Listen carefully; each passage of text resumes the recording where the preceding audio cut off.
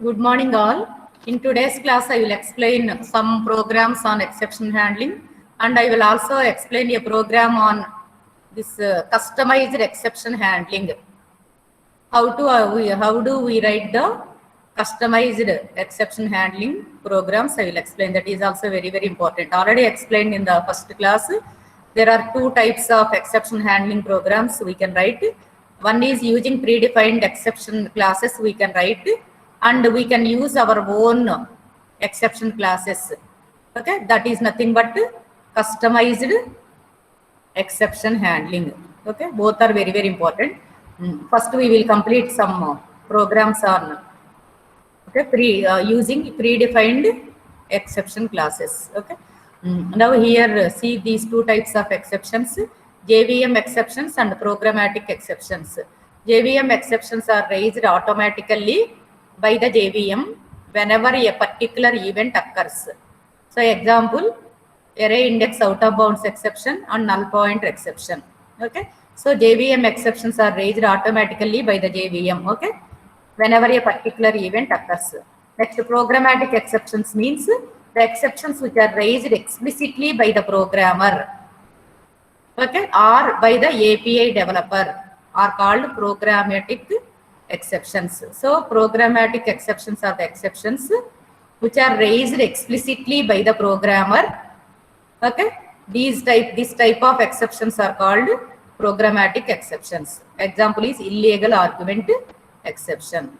Okay, now already explained this array index out of bounds exception program. When you will get array index out of bounds exception, if you declare an array or if you declare and create an array like this. So here the size of the array is I am taking 10. 10 means this array can hold only 10 elements and the index of that array starts from 0. Means 0 to 9 is the 0 to 9 are the valid index values. So here if you after creating the array like this with the size 10, next to initialize the array. After that, if you want to access the array elements using index values, then system.out.println x of 0. Is it valid or invalid? Yes, no error. Because the array indexes are starting from 0 to 9. 0 to 9 are valid to place 10 elements in the array. So x of 0 is valid, means no runtime error. But if you take x of 100, but our index values are from 0 to 9, no, but I am using 100, means it is invalid index, no. That's why here this is runtime error. Okay, it is nothing but array index out of bounds exception.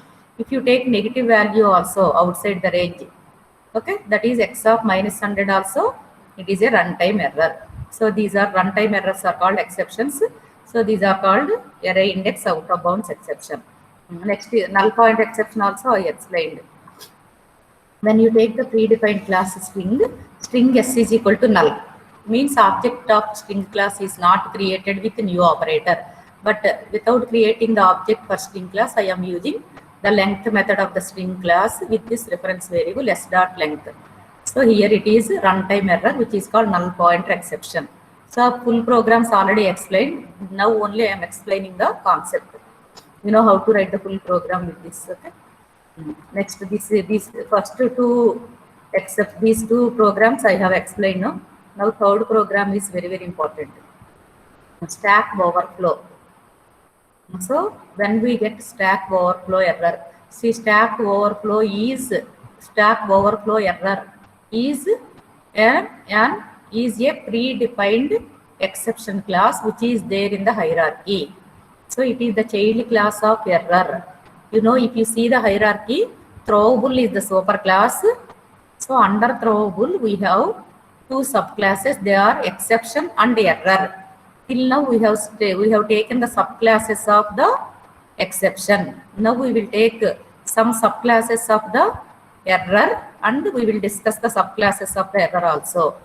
So stack overflow error is the child class of error. Okay, error is the subclass of throwable. Okay, you know error is the subclass of throwable. Okay, again under error we have so many subclasses. Okay, one of the subclasses of this error is stack overflow error. So when we get stack overflow error is with respect to this program, I will explain. Here we have a class test. Inside that I have one method, M1 method. Inside the M1 method definition, I am invoking M2. Next again, this is the definition of M1. Inside M1 method definition, I am invoking M2 method. Next, this is the M2 method definition. Definition means body is there. So inside the M2 method definition, I am invoking M1. Okay, next here I have written main method. Inside the main method, I am invoking M1 method. Okay, this is my program. See, consider the main method as the first method. So from the main method, I am invoking M1. So from this, the control goes to this M1. From M1, I am invoking M2. Means the control goes to M2 method. Again, from M2, I am invoking M1. So this is my program.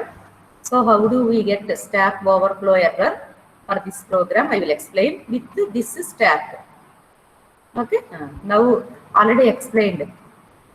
So all these programs are single threaded programs.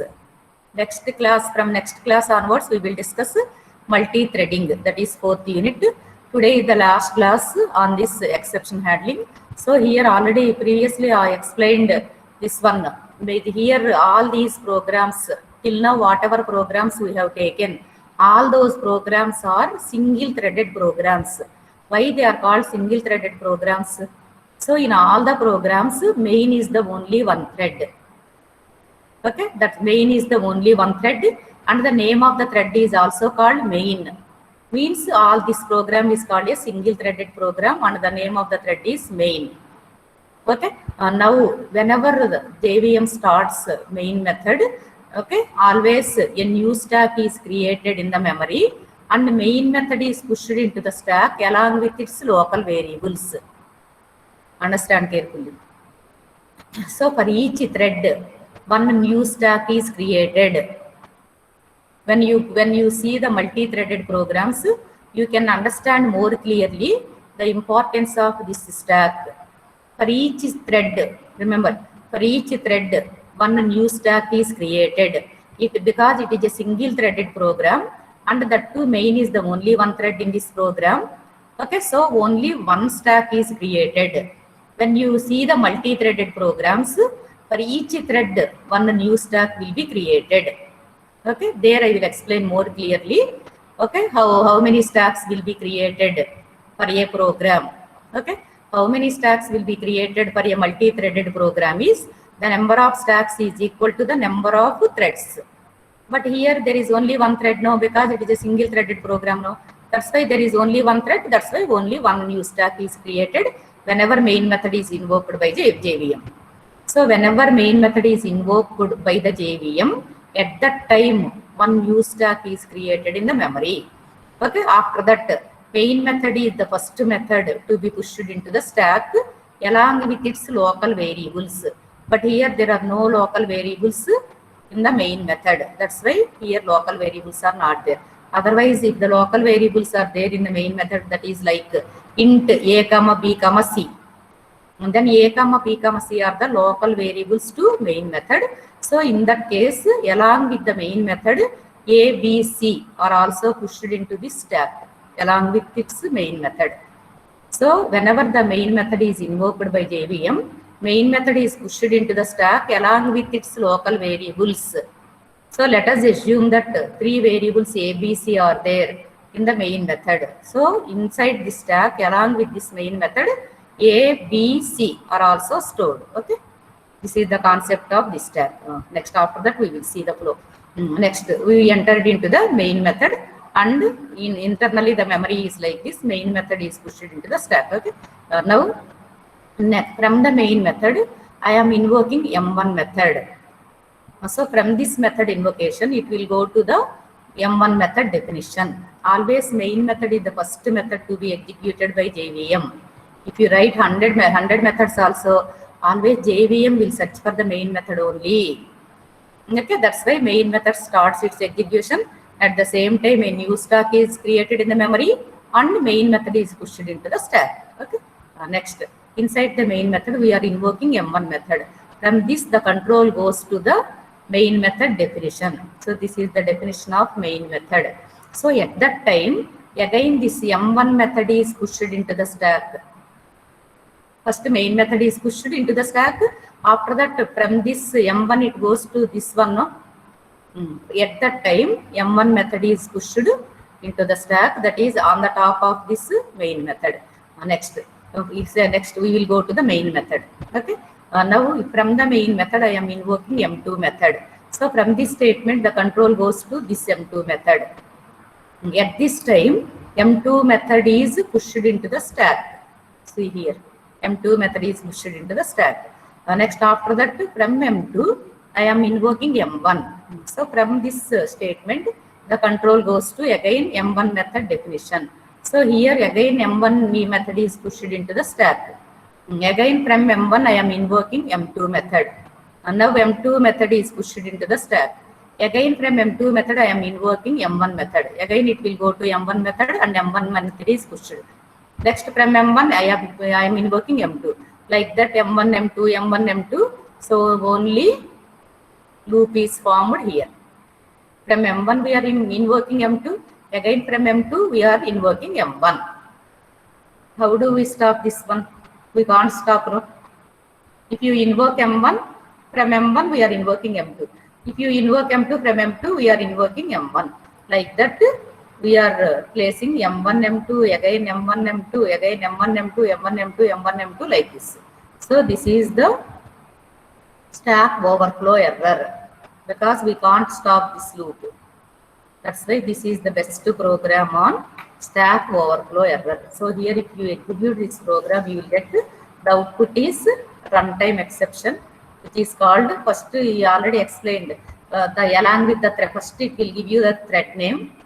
When it will give you the output thread name followed by the package name followed by class name.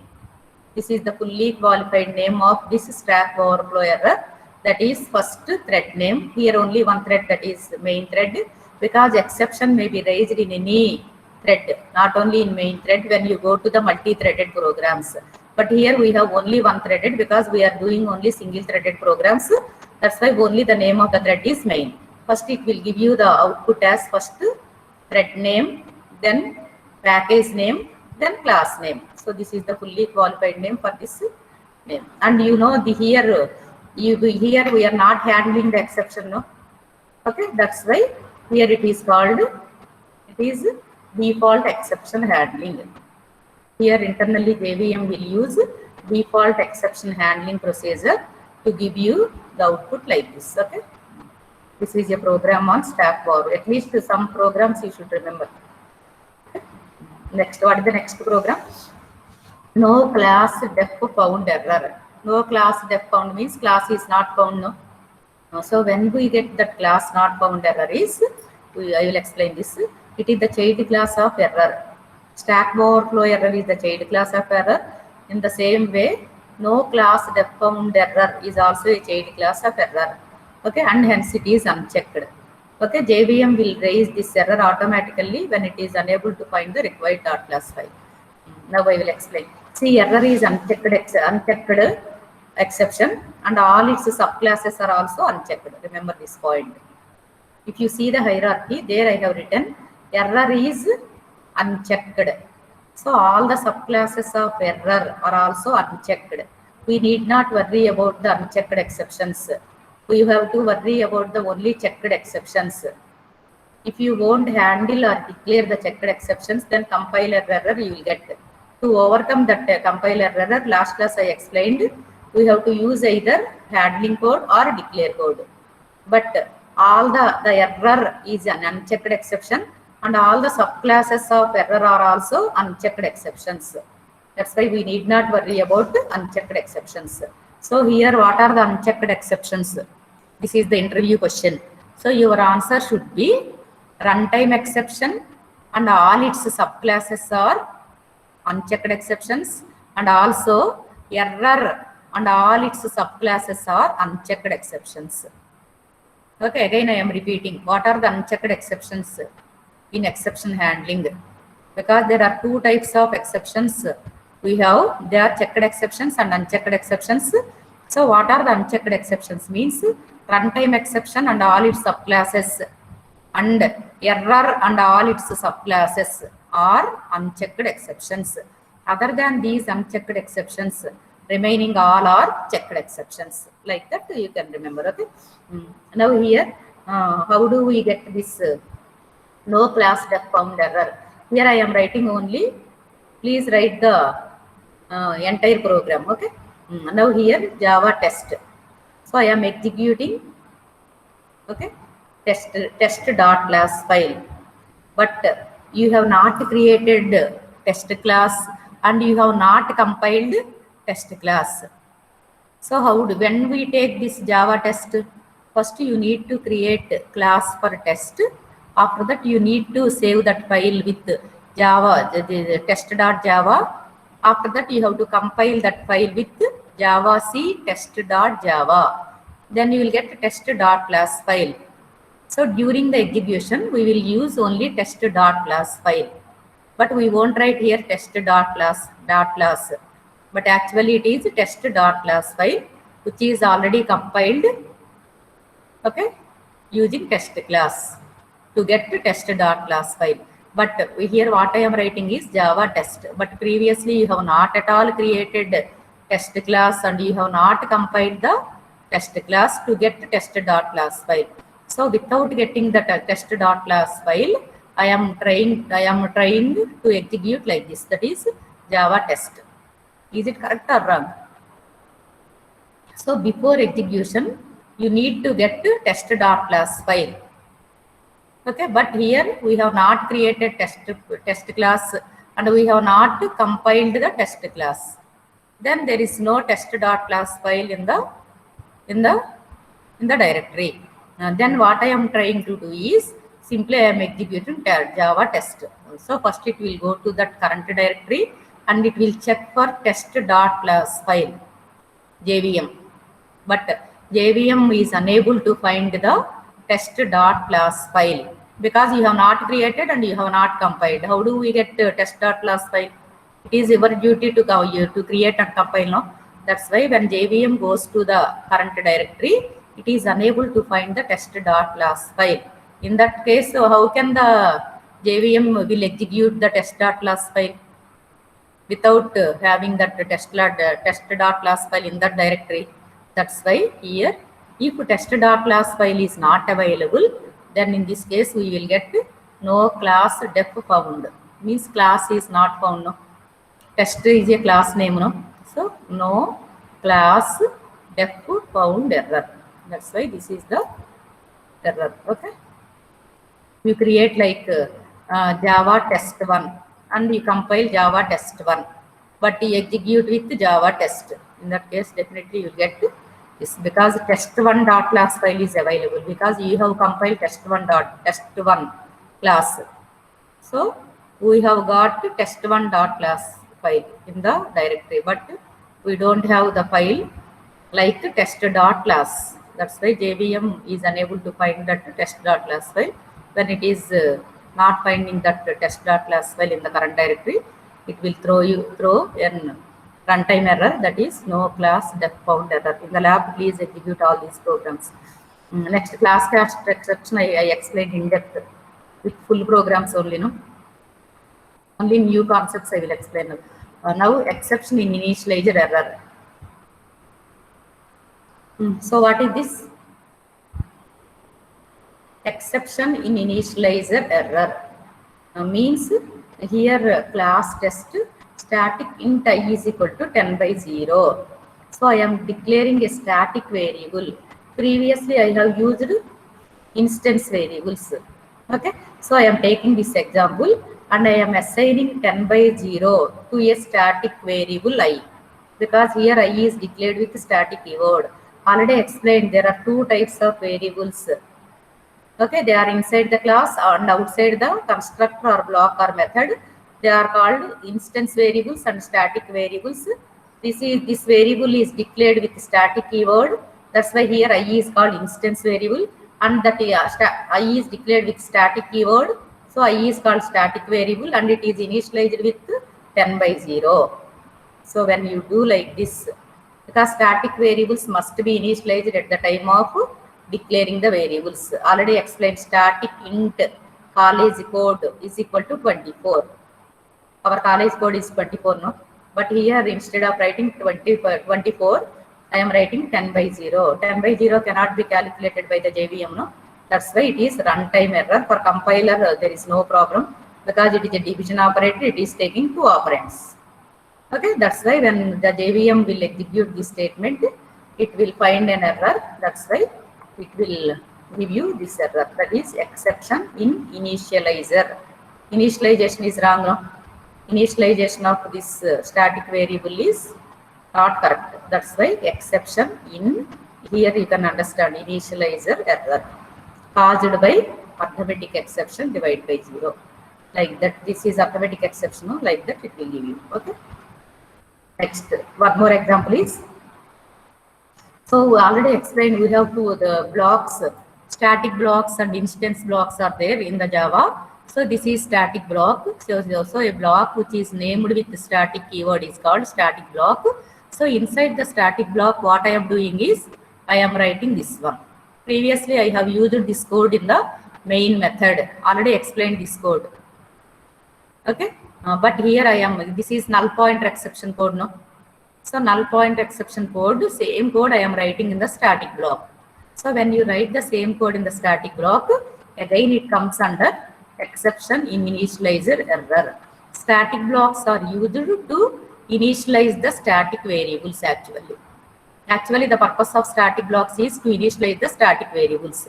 But instead of initializing the static variables, I am doing differently. Means this is null pointer exception. No? So here exception in initializer error caused by which one? Null pointer exception. This is null pointer exception. No? So like that we will get it. So these two programs you can write full programs in the lab for exception initializer error. Next, illegal argument exception. Illegal argument exception means it is the child class of runtime exception. Already explained, runtime exception and all its subclasses are unchecked exception. So that's why it is unchecked exception. So unchecked exceptions need not be handled or declared. No need to worry. So you can write the full program. I will explain why it is called illegal argument exception. Argument means parameter, no? Parameter values if you send, those are called arguments, no? So here, this is the next class I will explain multi-threading, no? At that time you can understand more clearly, but try to understand. So here I am giving only example. You put this example in the main method. Okay. So I am creating a thread object. Thread is a predefined class. Thread T is equal to new thread. This is the thread class object creation.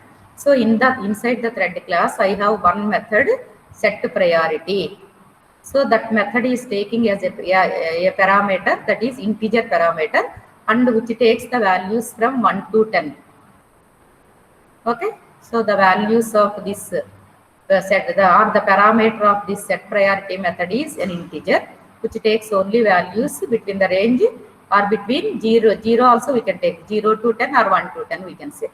So T dot set priority of 10. So it is correct. There is no runtime error. But here what I am doing, T dot set priority of 100. So set priority is a method of thread class. That's why to access the set priority method of thread class, first I have to create an object for thread class. With that reference variable only I can access the set priority method of thread class.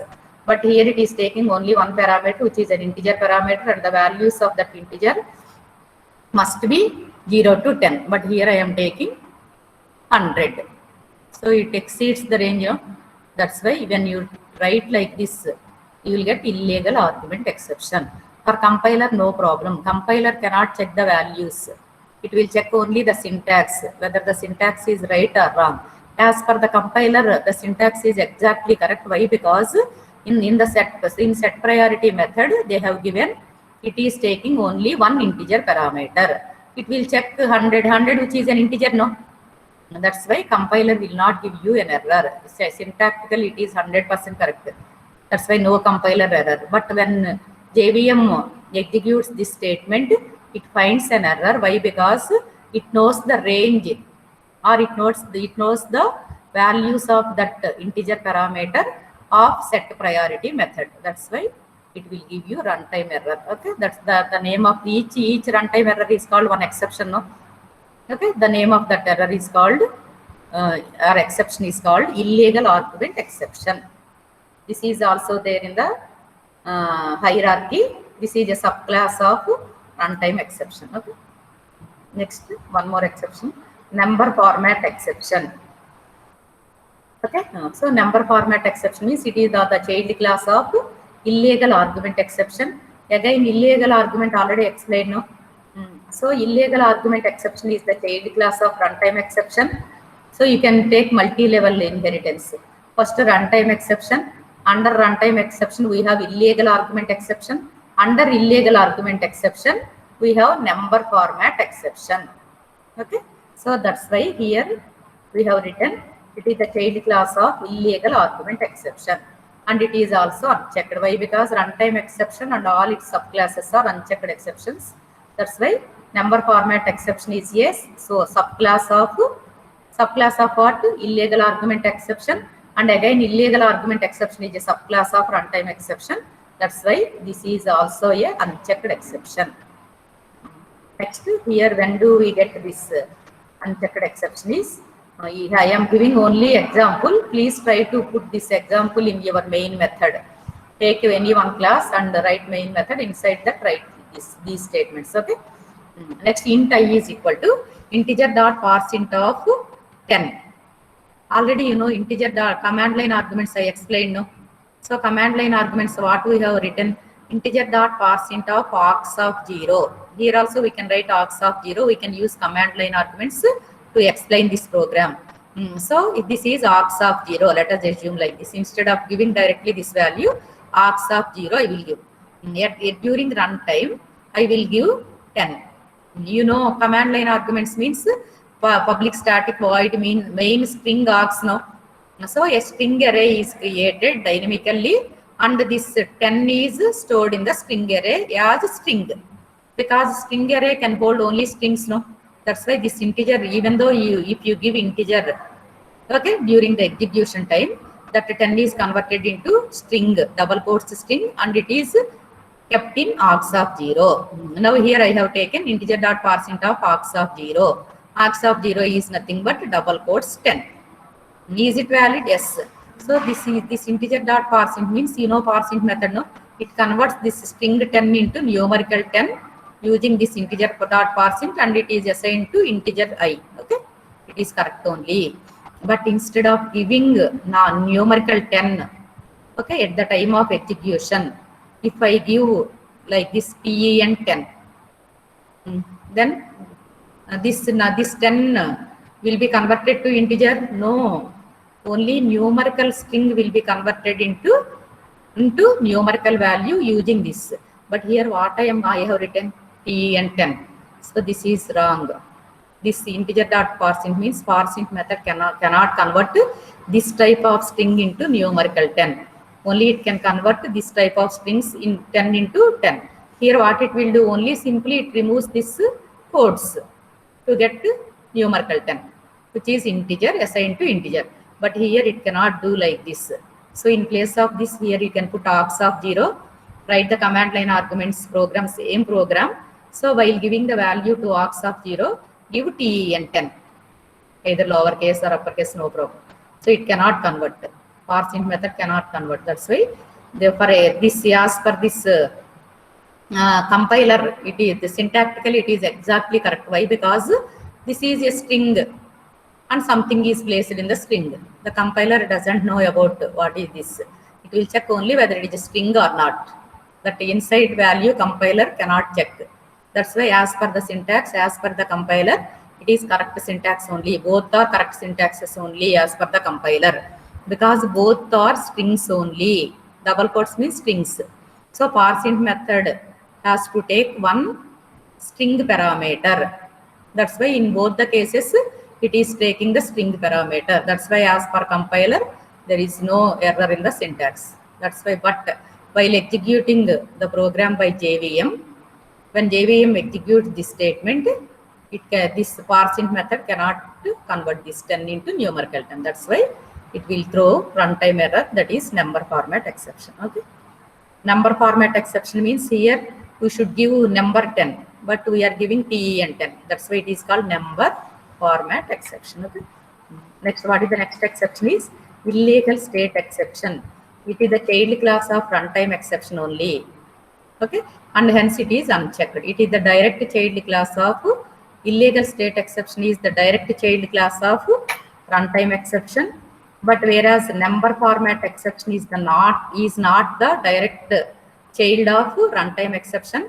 First it is the child class of illegal argument exception. Again, illegal argument exception is the child class of runtime exception. Okay.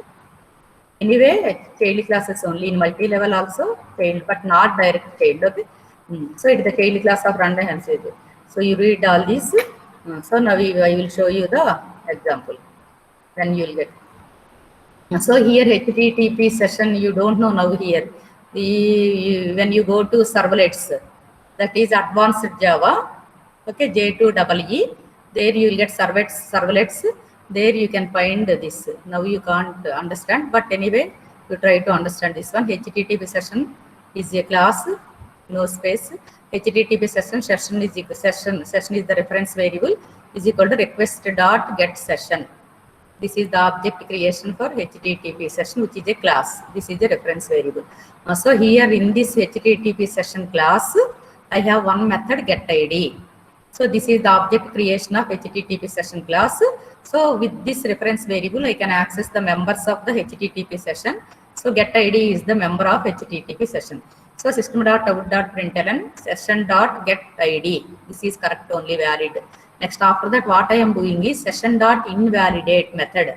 Session.invalidate means there is no session. Okay, means session is completed, expires, or we can say the expires word. So once session expires, we can't call any method on that session object or using the session object.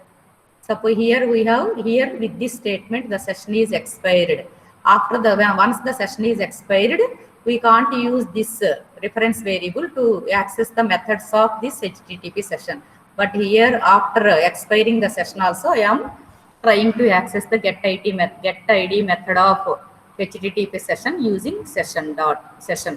That's why sop.system.out.println session.getID means it is a runtime error, which is the name of this exception is called illegal state exception. Okay. Now last one is assertion error. So assertion error means it is the child class of error and hence it is unchecked. Okay. So it is the child class of error. You know, error and all its subclasses are unchecked. That's why it is the child class, because it is the assertion error is the child class of error. It is called unchecked exception. Here we don't have the in the syllabus assertions. Assertion is one concept in Java, but that's why no need to remember this one. Assert of false. Okay, you can leave that assertion error. It is a child class of error. Okay. Next we will see customized exceptions.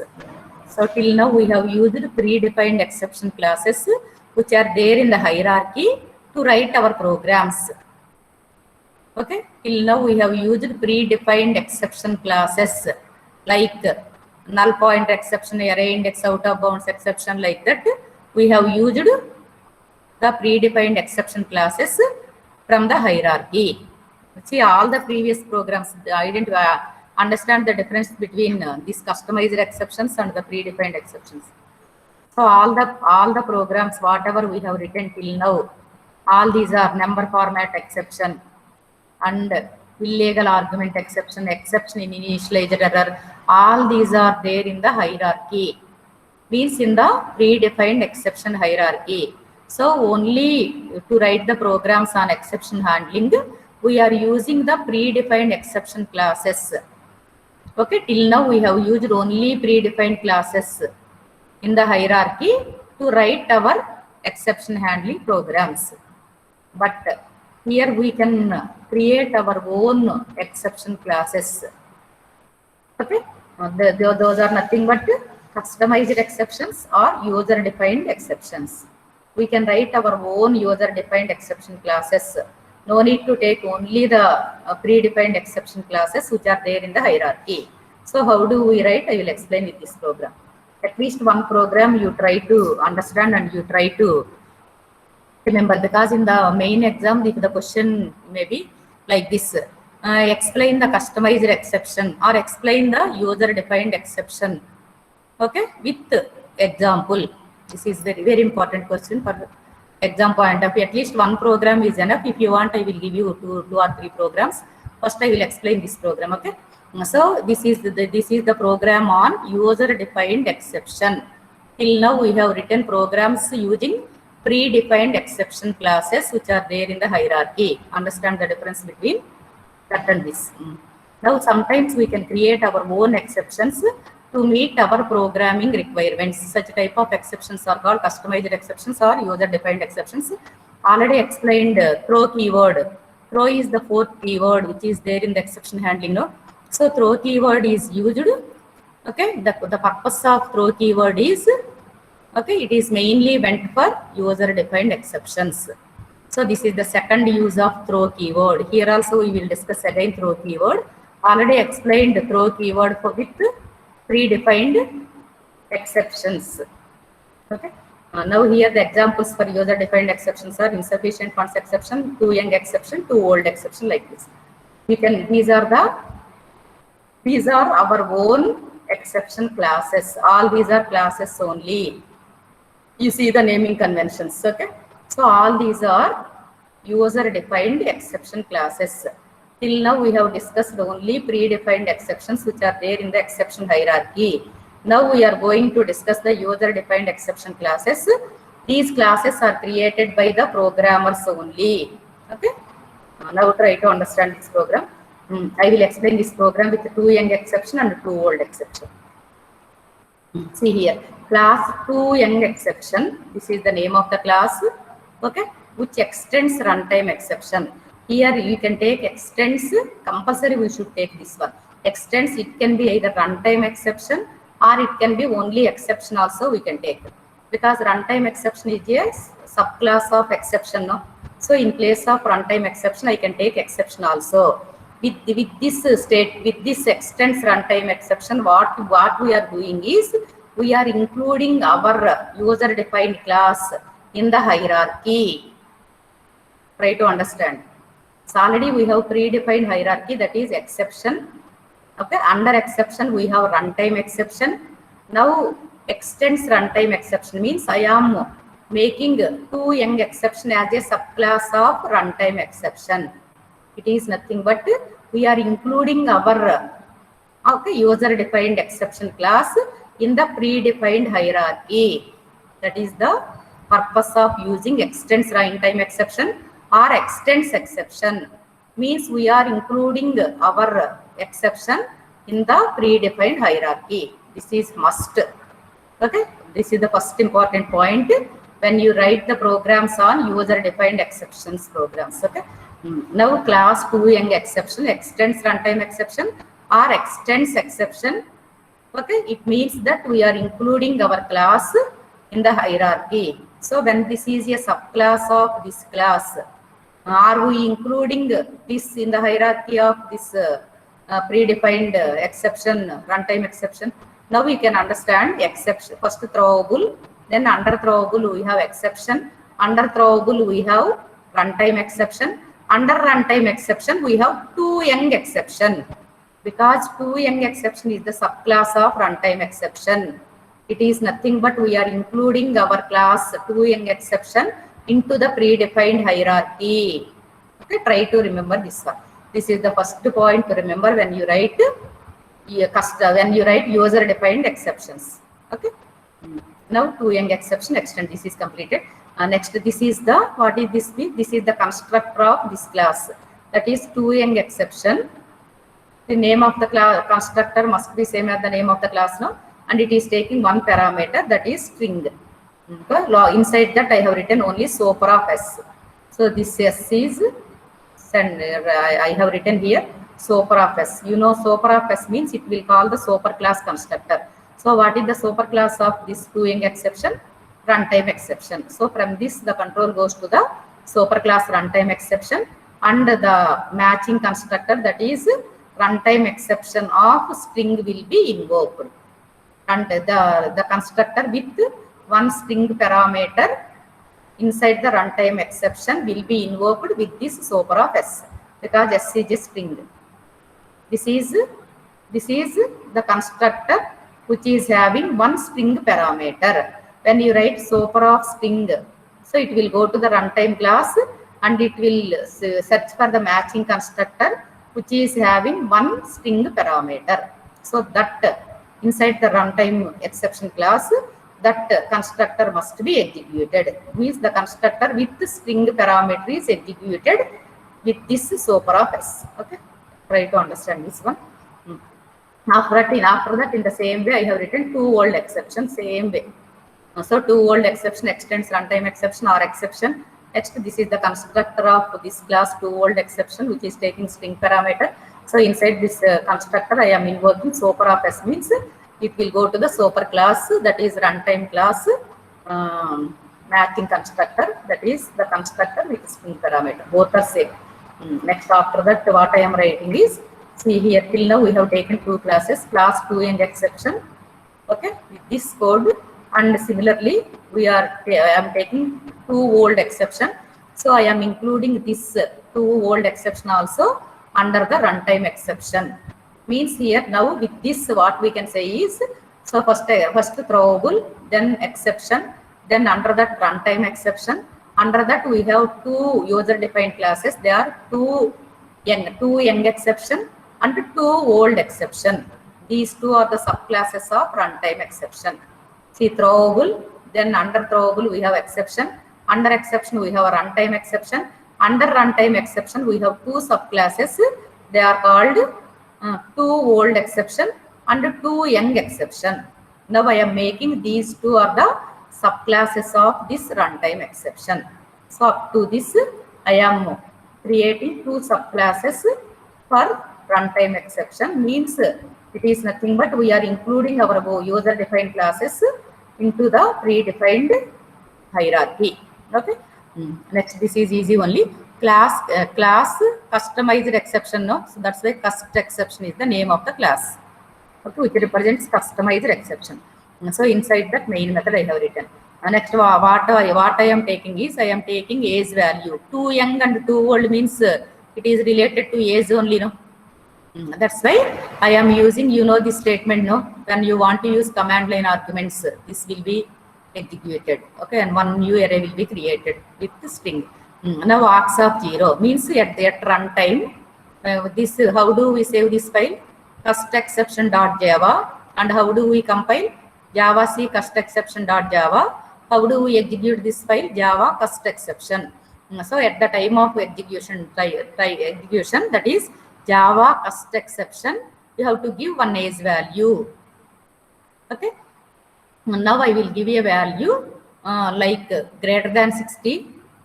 Okay, and less than 18, and any other value which is not less than 18 and which is not else. Here this is else. This is okay. Again I will take it clearly and I will put in the, I will share in the Google Classroom. Now try to understand the program. See here, I am creating, I am reading, or I am taking the value for age through command line. Means that during the execution time, give one value.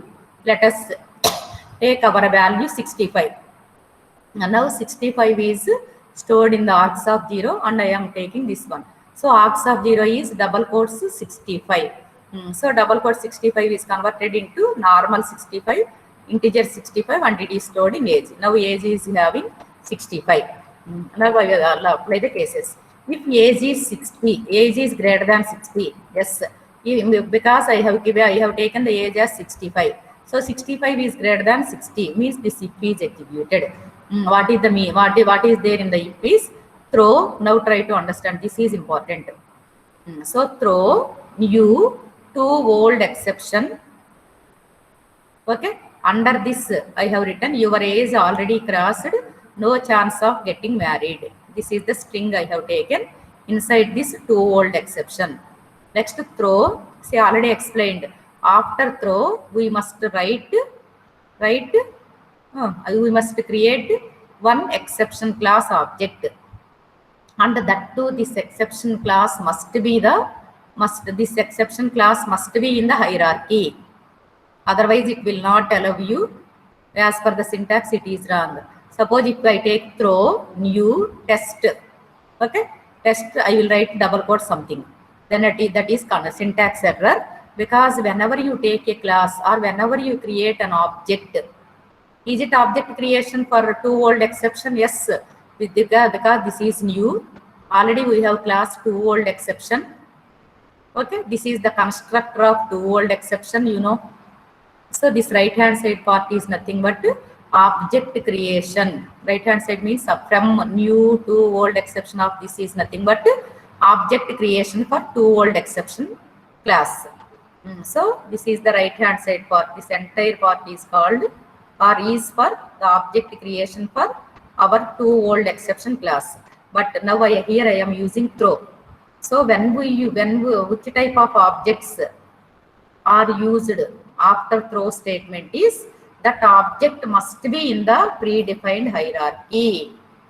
Otherwise, after throw, if you write any object, any class object which is not in the predefined hierarchy, then you will get compiler error. You will try.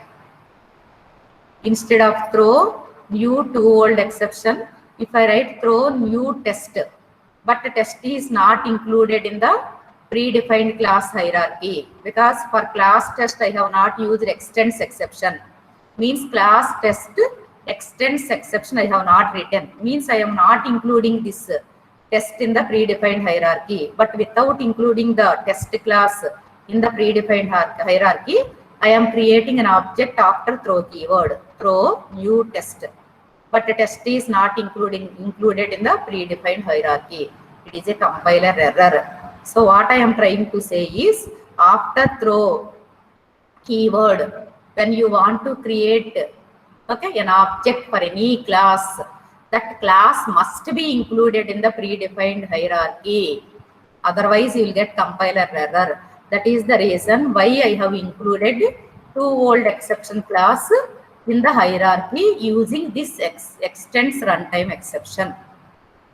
Suppose you try in the lab. You write only class to young exception. Simply write only class to young exception. Means, what does it mean? Means it is not included in the predefined hierarchy. But without including the to young exception in the hierarchy, I have to old exception in the hierarchy, I am using this. So then you will get compiler error. So here remember one point, when you want to use throw keyword. So after throw, we must create an object. Whether this object can be either predefined class object or user defined class object. Last class I explained, when I explained the first purpose of throw, I have used here arithmetic exception. So after throw keyword, we must use only one exception class object like this. But that exception class can be either user defined class like this or predefined class like arithmetic exception. But whenever you use object, or whenever you create an object with this after this throw keyword, that class must be included into the predefined exception hierarchy. Otherwise, you will get compiler error. This is the first important point to remember when you want to use throw keyword.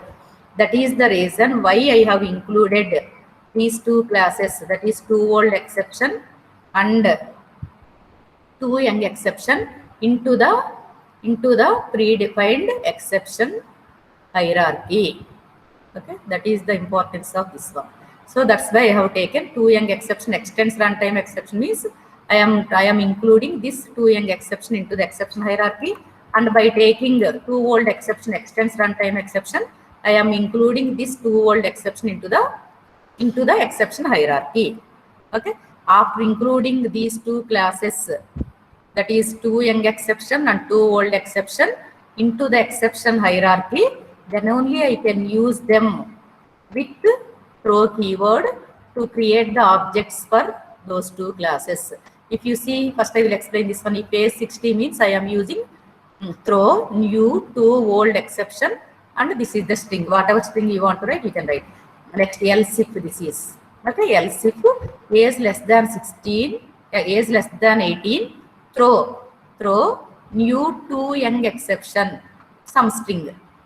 So this is the object for to young exception.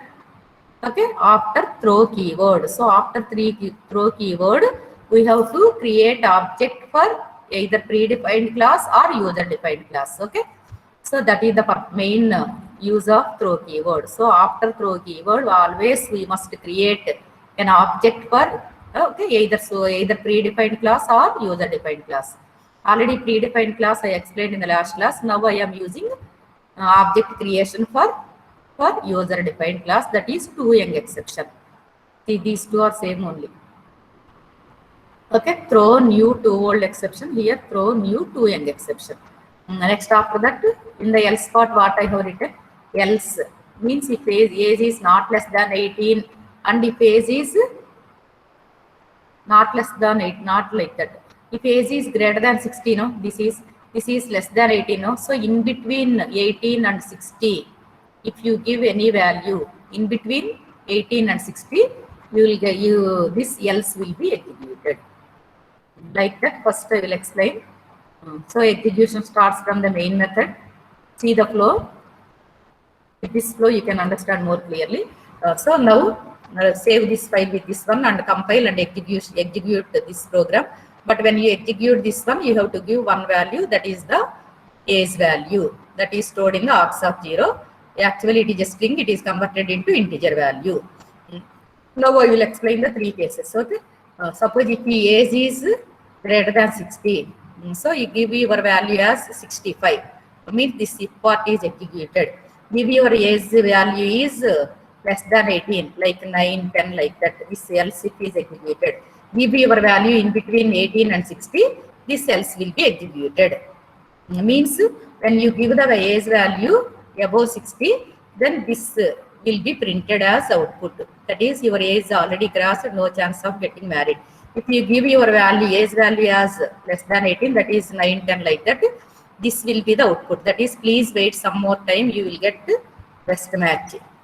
Next, else means your age value is in between 18 and 60, then you will get the output as you will get match details soon by email. Means that is the right time, that is between 18 and 20, it is the right time to marry. That's why you will get match details soon by email. Okay, so now understand what I am doing is here, using this if part.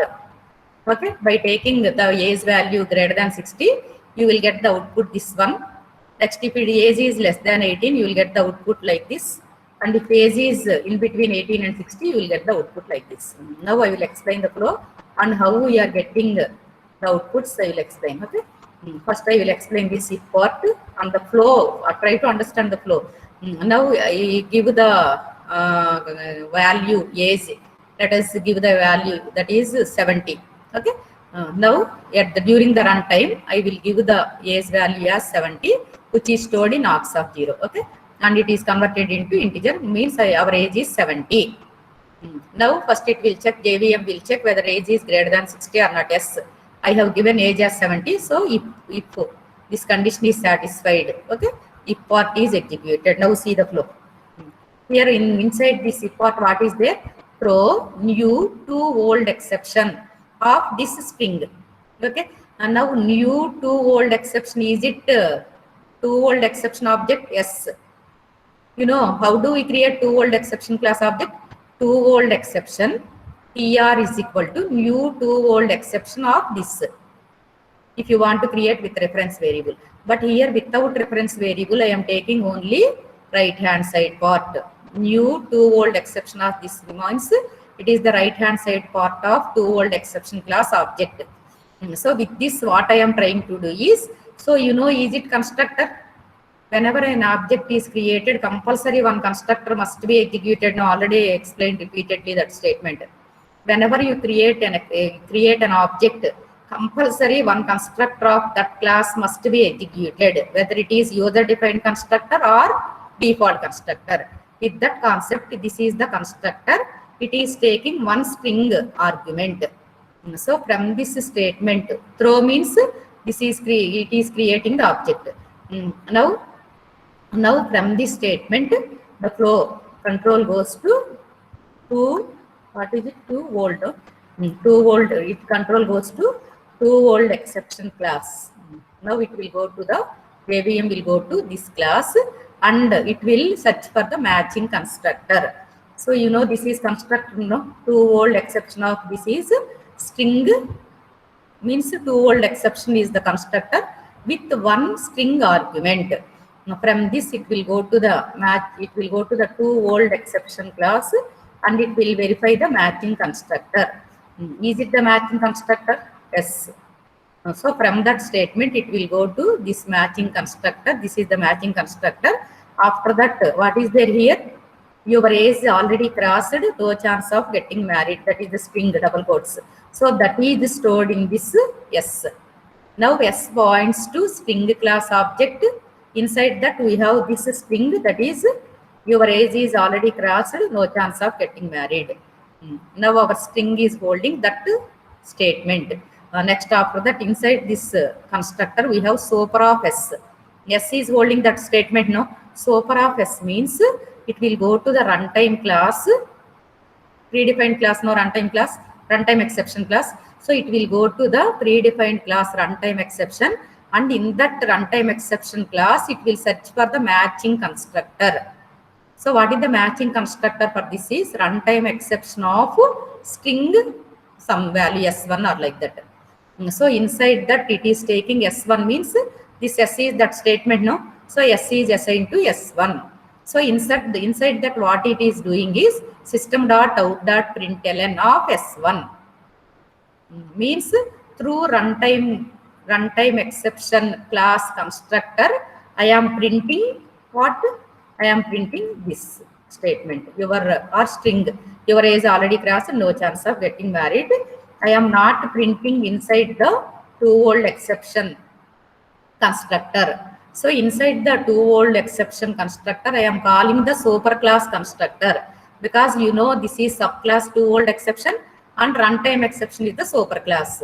So inside the subclass constructor, already explained, inside the constructor always the first statement must be super, whether it is the user defined we can write, or this compiler will put the super of no argument, but this is the user defined constructor. So inside the subclass constructor I am invoking the super class constructor with this string.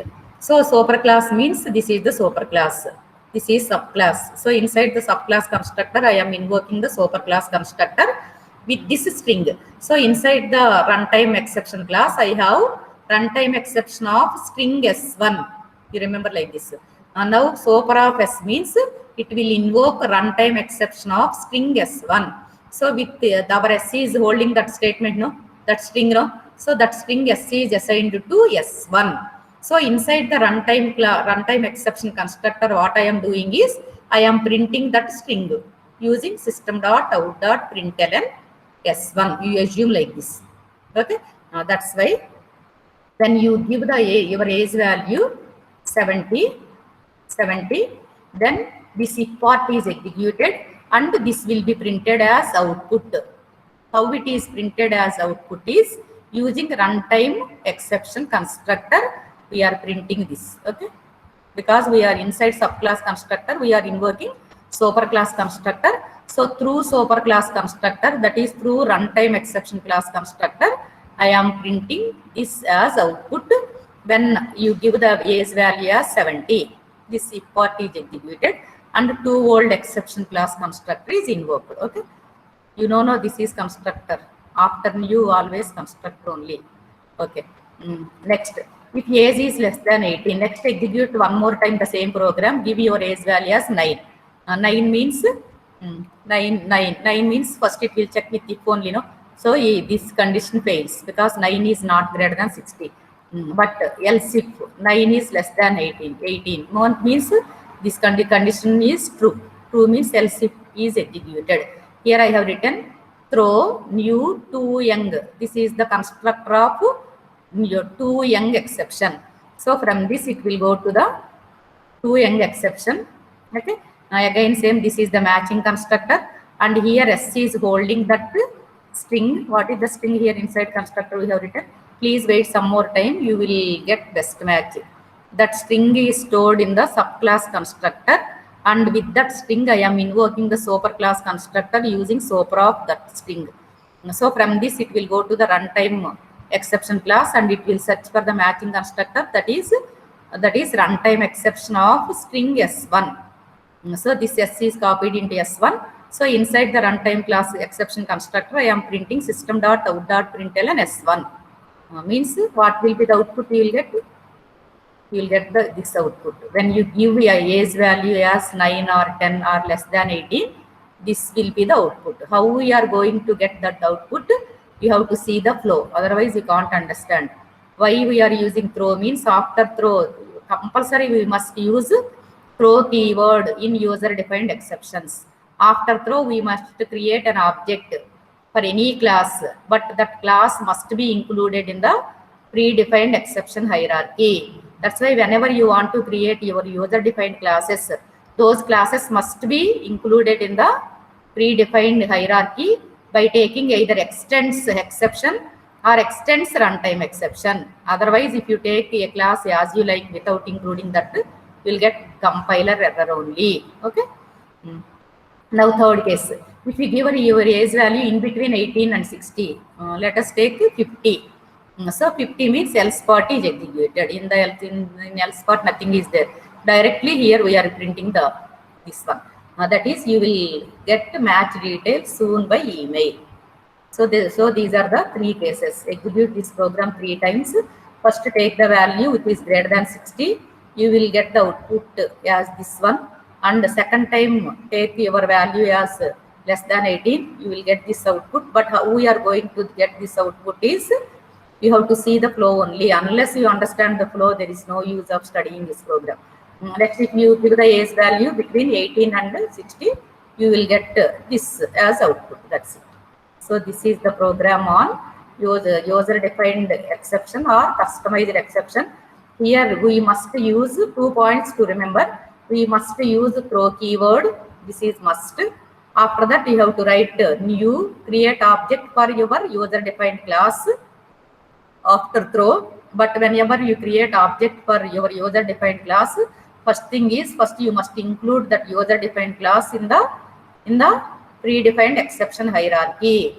For that reason only I am using here extends runtime exception or extends exception also correct. Okay, so these are the, when you include too-old exception, where when you take too-old exception as the subclass of runtime exception, what does it mean is, it is an unchecked exception. So for unchecked exceptions, you need not do anything, because we are including in the, or we are taking the too-old exception as the subclass of runtime exception. Means runtime exception is an unchecked exception and all its subclasses are unchecked exception. That's why we can say too-old exception is also an unchecked exception. Okay. So with this, see the flow. Flow is very, very important. Try to understand this line. Throw new this one. So from this, the flow goes to this one constructor, and from this the flow goes to the superclass constructor. Inside the superclass constructor, we have system.out.println statement to print the string. So with this user-defined exception handling program completed, at least one program you remember for the exam. Compulsory, this question is very, very important for the final exam point of view or mid-exam point of view. Okay. Write a program using customized exception or user-defined exception with example. First write like this, and we use throw keyword in user-defined exception. You write like this. After that, write the throw syntax, throw new. Okay, they give one class name, and after that, that class must be included in the, or must be there in the predefined exception hierarchy. Okay, so this is about throw. explain about throw also, you can write this program. Or explain about customized exception also, you can write this program. Okay. So with this exception handling is completed. So last I have written one more program. You try to understand this also. The methods to print exception information. There are 3 methods to print the exception object information. Already explained default exception handling procedure. In that, one object is created. Okay, including the information, name of the object, description of the object, and stack location. No.